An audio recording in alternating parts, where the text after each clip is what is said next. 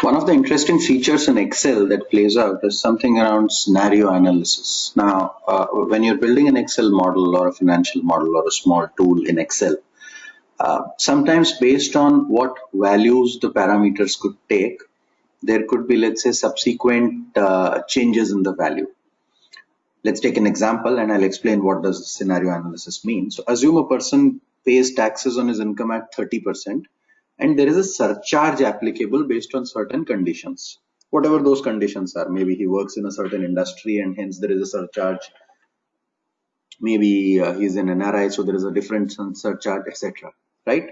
How can we consider the various scenarios? Right? So what do we have in the problem statement is given on the left hand side, which is the year. The taxable income is 10 lakhs, tax rate is 30%, and currently surcharge is 0. The surcharge could be 5%, 10%, and 15%, which means the tax rates on this person could be either 30 plus 5%. Let me rewrite that. The tax rates could be on this person could be 30 plus 5%, 30 plus 10%, and 30 plus 15%. These three are the various scenarios that can play out. Right now, while the scenarios are there, one way of finding it out is actually changing the numbers here. So if you look at the tax due calculation, it takes 10 lakhs, which is B11, and then multiplies it with B12 plus B15, which is 30% plus 0%. Right? So one way of doing it is I can put 5% here and see this changes to 3,50,000, put 10% here and then see it changes to 4 lakhs, and put 15% here and see it changes to 4.5 lakhs, right?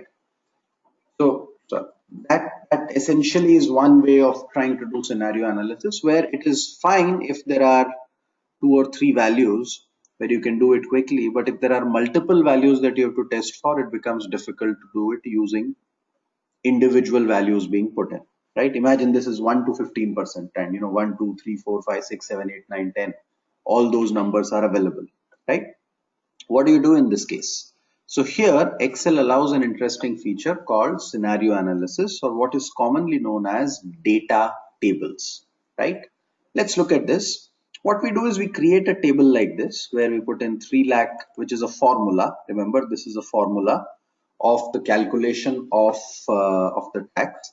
Then we have 5%, 10%, 15%. These are not formulas, these are hard-coded numbers, right? Now, where is the input changing? In this entire equation, this is where the change is going to happen. The surcharge is what is going to happen, and based on the changes in the surcharge value, we should get values here, right? So what do? We select this data table. Select the table, click on data, right? So we click on data. Under data, click on what if analysis, right? So we click on what if analysis, and within this there is something called as a data table, right? So see the results of multiple inputs at the same time. That's what a data table does. Let's click on a data table. Now it asks for two things. The first one is a row input cell. Now here there will be no row input cell because there are no inputs that we have created in the form of a row. We have put in inputs in the form of one single column. So the column input cell has to be what value is going to take these values. What cell is going to take these 5, 10, 15% values, right? Which is that cell? That cell is the surcharge cell. That is the column input cell, right? Because that 5%, 10%, 15% has to eventually go here, and once that goes here, automatically the calculation should come in this side of the table, right? So we put row input cell as nothing, column input cell as B10, which is the surcharge.